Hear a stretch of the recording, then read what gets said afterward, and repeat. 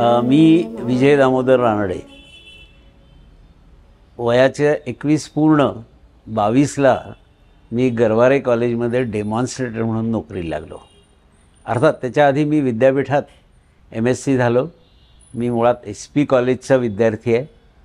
मी विद्यापीठात दुसरा आलो, BSc MSc दोन्ही, आणि नंतर गरवारे कॉलेजमध्ये मी जॉईन झालो. आता जॉईन झालं तेव्हा सगळे बाकीचे स्टाफ मेंबर सगळे नवीन असतात आणि आमचं बायोलॉजी डिपार्टमेंट हे एकच असल्यामुळे वेगवेगळ्या व्यक्ती मला झुलॉजीच्या आणि बॉटनीच्या अशा बघायला मिळायच्या. आणि नोकरी म्हणून हा पहिलाच अनुभव होता माझा. पण काही नाही, ठीक आहे, आमचं ट्युनिंग वगैरे छान जमलं, आम्हाला काही प्रॉब्लेम आला नाही. कारण आम्ही साधारणपणे एकाच वयाचे होतो. मग 1-2-4 वर्षाच्या फरकात आम्ही तिथे होतो, त्यामुळे सगळेच जण तसे तरुण होतो. पण या सगळ्याच्यात प्रत्येकजण त्याच्या क्षेत्रात हे होताच. पण माझं कसं, मी त्या सगळ्यांच्यात थोडं लहान, म्हणजे रिलेटिव्हली लहान, त्यामुळे थोडंसं जरा वेगळं वाटायचं असं. पण ठीक आहे, त्याचा काही संबंध नाही. मी जेव्हा जॉईन झालो तेव्हा बॉटनीचं प्रॅक्टिकल्स आमची असायची.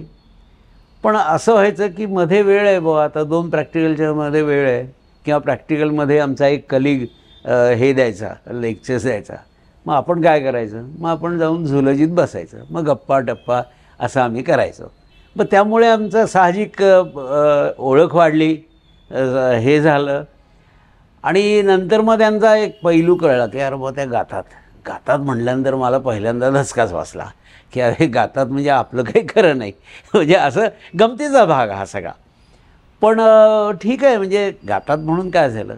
पण मला कारण मला गाणं ह्याबद्दल काही फार असं ॲफिनिटी नाही आहे गाण्याबद्दल, किंवा मला त्यातलं काहीही कळत नाही, या क्षणाला देखील मला काही कळत नाही आहे. पण असं ॲव्हर्जन नाही, पण ठीक आहे म्हणजे असं.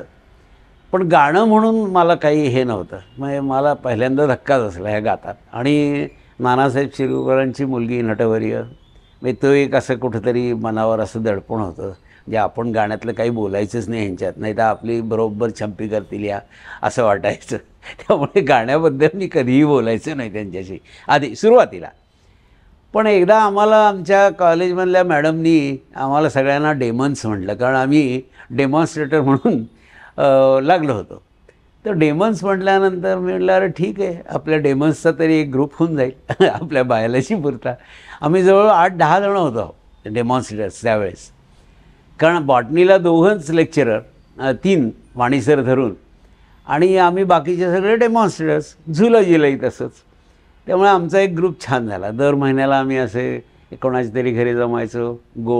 आणि मला वैयक्तिक गोड फार आवडायचं, त्यामुळे त्यांना त्या दिवशी इतका धक्का बसला की त्यामुळे मी काय केलं, पुरणाची पोळी होती आणि त्याच्यावर काकवी घालून मी रोल करून खाल्ली. तर ते त्यांना भयानक हे झालं. त्या म्हणाल्या अहो सर, तुम्ही इतकं गोड का खाताय? म्हटलं गोड माणूस आहे मी, मला गोड आवडतं, मी गोडच खाणार. तर म्हणजे हा गमतीचाच भाग. पण त्यांना ते एक असं हे वाटायचं की अरे हा म्हणा इतकं गोड कसं आवडतं. म्हटलं जसं तुम्हाला गाणं आवडतं ना, तसं मला गोड आवडतं असं समजा. म्हटलं ते माझं गाणं आहे, गोड खाणं हे माझं गाणं आहे म्हटलं, असं समजून चला. असं म्हणजे असे संवाद व्हायचे, हे व्हायचे. मग एखाद्या वेळेस त्यांची खिल्ली उडवायची गमतीत, म्हणजे असं की मग असं मी विचारायचं त्यांना, का आज मिया की टांग तोडी झाली का नाही, तुमचं भरभर सारंग झालं का नाही. की मग त्यांना एकदा मी बडबड सारंग म्हणायचो आधी, मग नंतर म्हणलं बडबड नको, आपण भरभर म्हणू म्हणून मग अशा गमती आमच्या व्हायच्या या संगीताच्या बाबतीत. अर्थात तो भाग वेगळा, कारण त्या संगीतातल्या तज्ज्ञच होत्या, त्यामुळे काही प्रश्न नाही. पण आम्ही कलिग म्हणून जेव्हा मी त्यांच्याकडे बघत होतो आणि अजूनही बघतो, किंवा त्यावेळेस बघत होतो, तर एक कलिग म्हणून एक अत्यंत छान व्यक्तिमत्व, पहिली गोष्ट. दुसरी गोष्ट सायलेंट आणि सॉफ्ट, उगाच आपलं बडबड तडतड असं काहीही नाही, एकदम सॉफ्ट. त्यांच्या सब्जेक्टमध्ये त्या होत्याच ग्रेट. डिसेक्शन्स चांगली होती, मुलांवर कंट्रोल चांगला होता, जो मुख्य टीचरला लागतो तो कॉलेजमध्ये त्यांच्या बाबतीत तो होता. त्यामुळे असं हे नाही. पण असं असलं तरी त्या म्हणजे मुलांच्यात मिसळायच्या, पण म्हणजे असं उगाच चिडून बोललं आहे, हे केलं आहे, मग असं कधीही नाही. म्हणजे she was very friendly with students, म्हणजे रादर ॲज अ फ्रेंड त्या असायच्या आणि आमच्याशी तर असायच्यात. पण ह्या गाण्याच्या ह्याच्यात मी त्यांना एकदा म्हणजे जेव्हा मी PhD करत होतो त्यावेळेस, माझ्यानंतर त्यांनी केली, अर्थात त्यांची संगीतात PhD झाली पुढे. पण जेव्हा मी त्यांना म्हटलं की अहो मॅडम तुम्ही PhD करताय, मग तुमचं गाणं एवढं चांगलं आहे, तुमचा आवाज चांगला आहे, मग तुम्ही पक्ष्यांच्या ज्या का ह्याच्या नोट्स असतात म्हणजे गाण्याच्या, तर ते आणि माणूस असं कंपेअर करून तुम्ही का इंटरडिसिप्लिनरी PhD करत नाही, असं मी त्यांना म्हटलं. ते त्यांना पहिल्यांदा क्लिक झालं, पण जे तसं त्यांना ते आवडलं होतं. मी म्हटलं अहो पक्षाचं स्वरयंत्र, आपलं स्वरयंत्र, आपल्या स्वरयंत्राची कशी डेव्हलपमेंट झाली in the course of evolution, मग ह्याचा तुम्हाला स्टडी करता येईल आणि मी थ्रू गाण्याच्या संदर्भात करता येईल.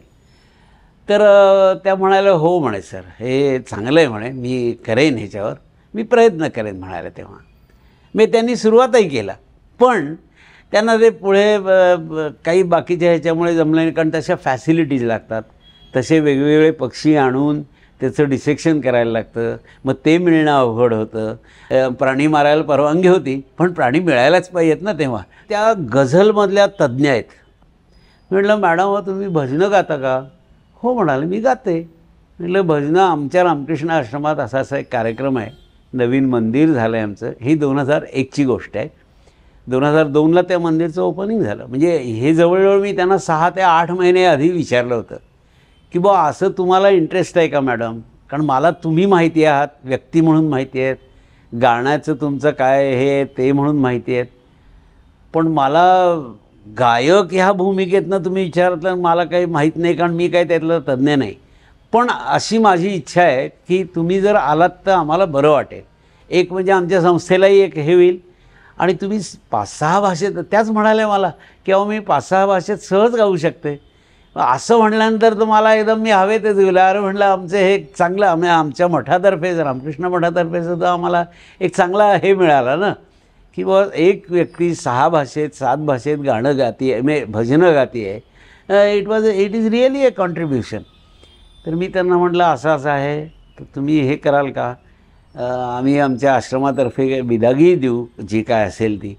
अर्थात त्या म्हणाल्या बिदागीचा काही संबंध नाही हो, कारण मला इथे हे या रामकृष्णांच्या समोर मला ही माझी सेवा करायला मिळते, हेच माझं भाग्य आहे. म्हटलं ठीक आहे, पण तरीसुद्धा टोकन म्हणून आम्ही देणारच म्हटलं, आम्ही काय असं हे करणार नाही. तर मग त्यांनी त्यांची तयारी केली, त्यांनी त्यांचे ते जे सगळे गायक वादक आणि जे कोण असतात ते त्यांचे कोण ओळखीचे होते, त्यांच्यात एकदम सुरेख तयारी झाली. मग त्याचं एक आम्ही आश्रमात त्यावेळेस एक म्हणजे नुसतं काय म्हणतात त्याला रंगीत तालीमसारखं एक आपलं एक भजन गाऊन दाखवा तुम्ही, असं जस्ट आपलं किरकोळ, म्हणजे असं काही त्यांची परीक्षा असं काही नाही, कारण आम्हाला ते माहिती होतं त्या किती तज्ज्ञ आहेत त्यातले. पण ते एक रुटीन म्हणून आम्ही घेतलं.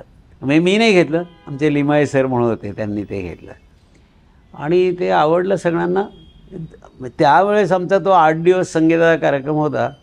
साधारणपणे 1,500 लोक तर मिनिमम असायचेच आमच्या त्या कार्यक्रमाला.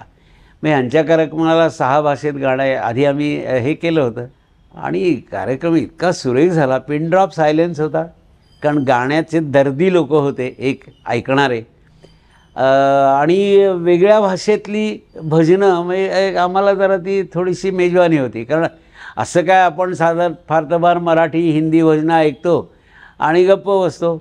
पण आता गुजरातीमधलं, तमिळमधलं, कन्नडीमधलं आणि तेलुगू, कन्नडी, गुजराती, हिंदी, मराठी अशी वेगवेगळ्या भाषेतली गाणी म्हटली, भजनं म्हटली त्यांनी.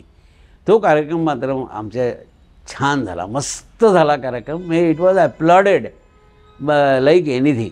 आणि बाकी व्यक्ती म्हणून, झुलॉजिस्ट म्हणून आणि हे काय त्यांचं आहेच, त्यांचं कॉन्ट्रीब्युशन आहेच ते, त्यामुळे प्रश्न नाही. ॲज अ टीचर ते म्हणून, त्यामुळे मी त्यांना तसा तेव्हापासून माझा त्यांचा परिचय, म्हणजे 1972 15 जून नंतर आम्ही जेव्हा पहिल्यांदा भेटलो, साधारण 18-19ला ओळख करून दिली, तेव्हापासून त्यांचा माझा परिचय आहे. त्यांच्याबरोबर मी म्हणजे अजून सांगायचं म्हणजे ॲकॅडमिकलीसुद्धा ते इतक्या स्ट्रॉंग आहेत की त्यांनी माझ्याबरोबर मेडिकल एंट्रन्सचे क्लासेस घेतलेले आहेत. कारण मी त्यांना म्हटलं होतं मॅडम तुम्ही हे करायचं, नुसतं ते नाही, पुस्तकं लिहिली आहेत माझ्याबरोबर त्यांनी, आमची बायोलॉजीची पुस्तकं लिहिलेली आहेत. मेडिकल एंट्रन्सचे क्लासेस घेतलेले आहेत. म्हणजे ॲज ॲकॅडमिशियन म्हणूनसुद्धा त्यांचं तितकंच जेवढं गाण्यातलं ते उत्तुंग टोक आहे तेवढंच ते ॲकॅडमिशियन म्हणून पण आहे. आणि मला त्याचा फायदा झाला. आम्ही आता पुस्तकं बरोबर लिहिल्यामुळे नेहमी असं व्हायचं, मला ते म्हणायचे आणि शी वॉज ओपन फॉर करेक्शन. हा त्यांचा एक चांगला गुण होता. मी त्या असं उगाच असं धरून नाही बसायचं, मलाच जास्त कळतं आहे हे असं नाही. आणि सर मला असं वाटतं आहे, तुम्हाला कसं वाटतं आहे बघा. मी एखाद्या गोष्ट एखादा आपण काही लिहिला चॅप्टर किंवा असं, तर असं त्यांचं हे होतं अगदी ओपन फॉर करेक्शन. मी असं काही हे नाही.